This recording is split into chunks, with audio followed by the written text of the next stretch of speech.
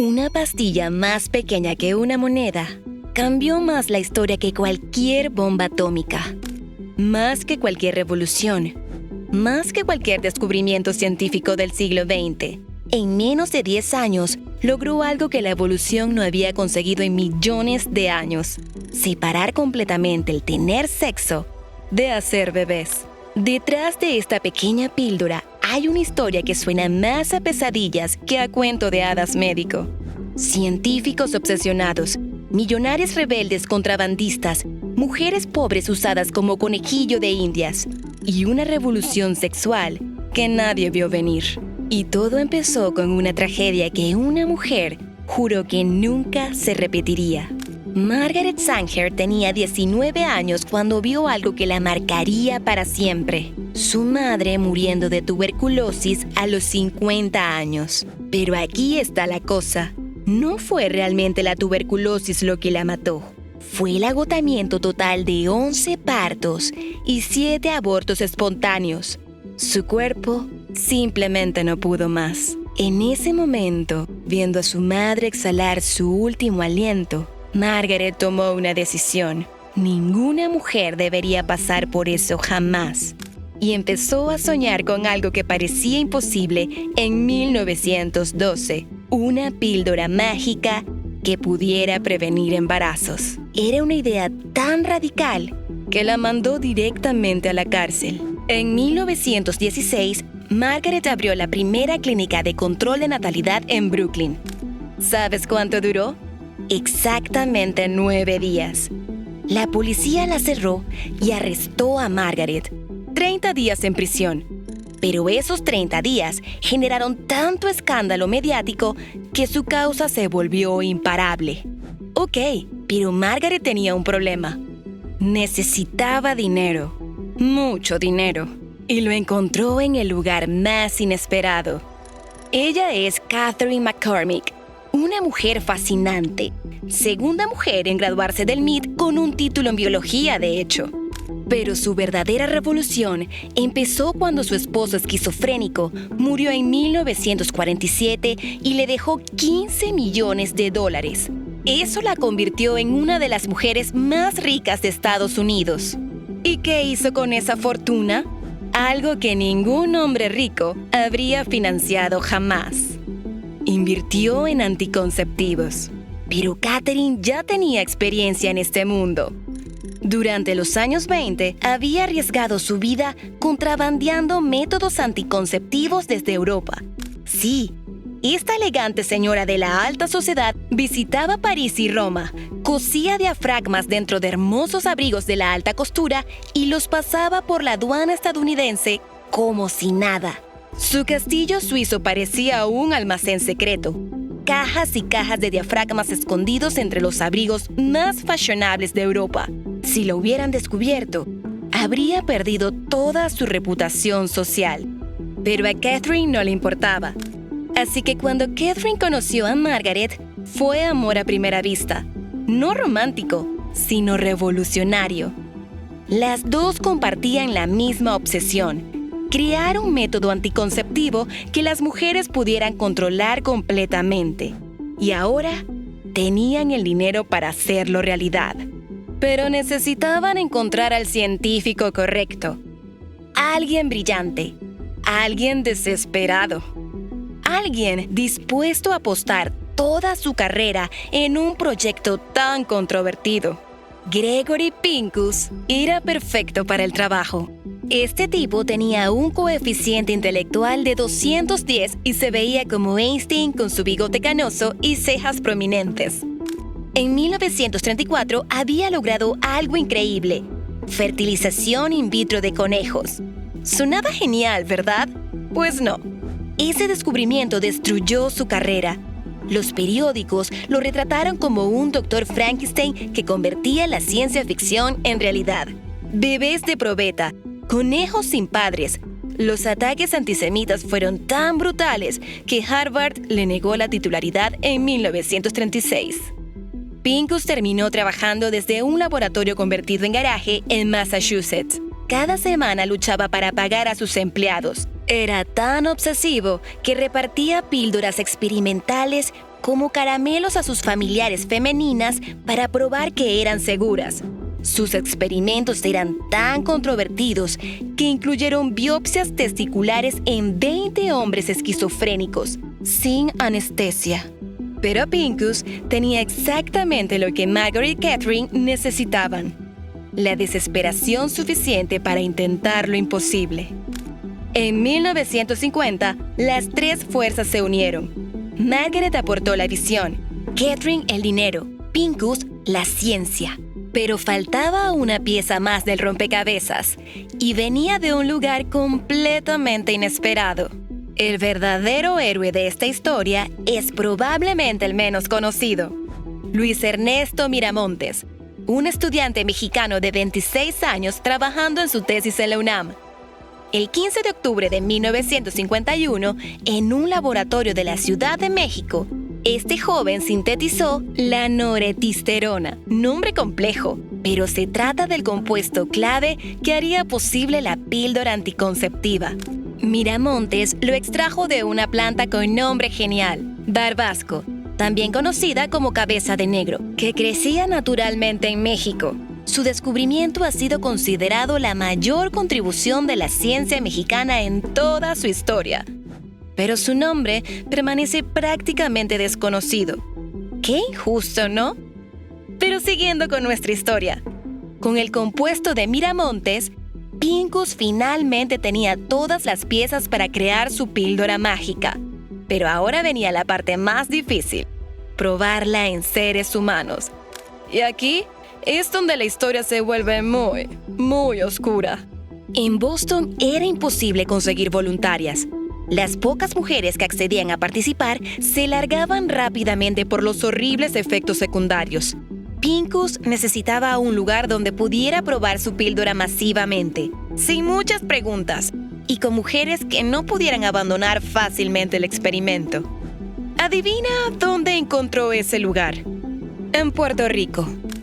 En 1956 comenzó uno de los experimentos médicos más controvertidos del siglo. A diferencia de Estados Unidos, donde los anticonceptivos estaban prohibidos, en Puerto Rico estaban permitidos. Incluso los fomentaban porque querían frenar el crecimiento poblacional. Así que los científicos se instalaron en Río Piedras, un barrio humilde de San Juan. Reclutaron a mujeres de bajos recursos. Durante varios años, aproximadamente 1,500 mujeres participaron en las pruebas. El problemita es que estas mujeres no sabían que estaban en un experimento. No les dijeron nada sobre efectos secundarios. No recibieron ni un centavo. Muchas terminaron vendiendo sus píldoras en el mercado negro porque necesitaban más el dinero que el anticonceptivo. Quizás por eso los resultados fueron tan malos. Más del 50% sufrió efectos secundarios graves.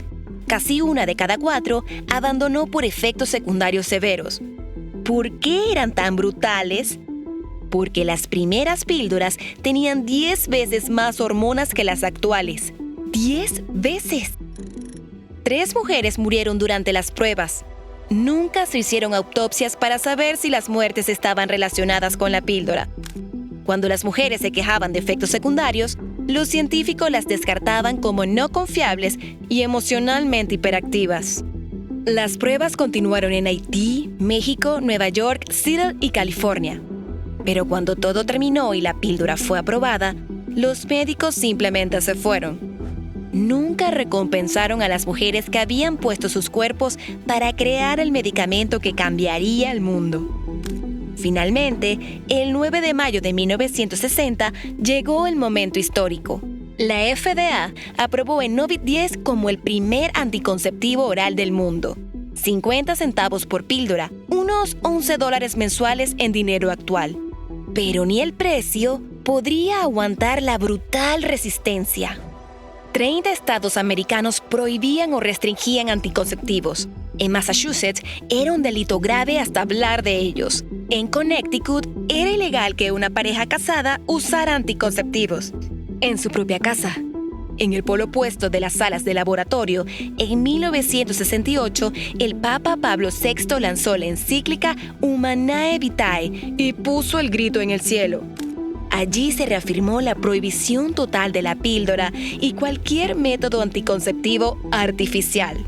Hasta los sacerdotes católicos denunciaban la píldora desde el púlpito. Pero esto solo hacía que más mujeres preguntaran: ¿qué es eso que el sacerdote dice que no podemos tener? Nada pudo detener lo que venía después. Aún con todas estas trabas, la adopción fue meteórica. 1962, 1.200.000 usuarias. 1964, 6 millones de usuarias. 1965, el 25% de las mujeres jóvenes casadas tomaban la píldora. 1970, más de 12 millones de mujeres en el mundo la tomaban diariamente. Por primera vez en la historia humana, existía una cortina de hierro total entre el sexo y hacer bebés. Pero la píldora no solo cambió cuándo tener hijos, cambió literalmente todo. Desató algo mucho más grande, una verdadera revolución sexual. Apenas unos años antes, el mundo occidental vivía bajo una moral sexual tan represiva que parecía hecha para mantener a todos frustrados. En Alemania, por ejemplo, decían que la masturbación te pudría las manos. El orgasmo femenino se consideraba perjudicial. ¿Y hablar de sexo? Ni pensarlo.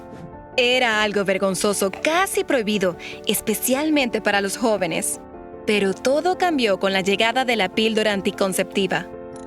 Ahora las mujeres tenían control real sobre su fertilidad. Podían tener relaciones sin el miedo constante a un embarazo no deseado. Y eso lo cambió todo. La juventud de los años 60 tenía una misión, y era romper con las reglas viejas, sobre todo las que limitaban la libertad sexual. Una utopía algo radical, pues soñaban con una sociedad más igualitaria, donde el amor y el sexo fueran libres, sin la carga de la culpa religiosa o las normas del Estado. Querían dejar atrás el modelo tradicional de pareja y familia y buscar nuevas formas más humanas de relacionarse. Así nacieron las comunas, jóvenes que vivían juntos sin casarse, que exploraban su sexualidad sin tabúes ni juicios. Si alguien quedaba embarazada sin querer, simplemente se hacía procedimientos sin culpa. El sexo dejó de ser un secreto sucio y pasó a ser una forma de rebeldía a ese status quo que tenía a todo mundo frustrado.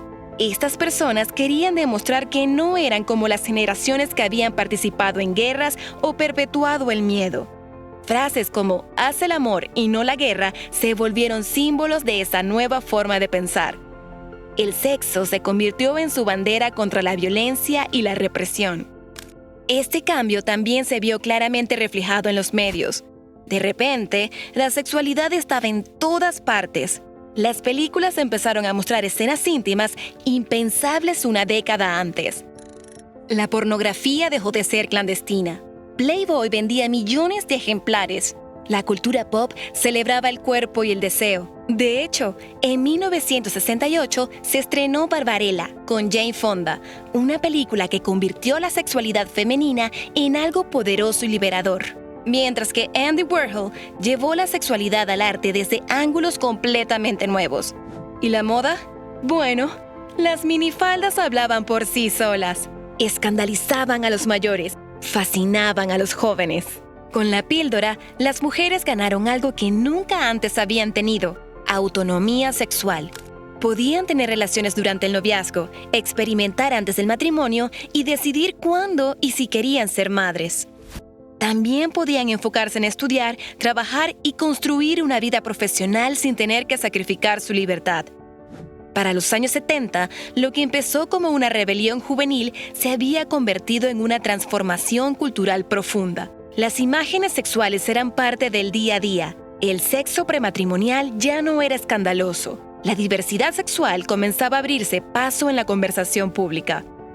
Con todos sus contras, la píldora no fue solo un avance médico.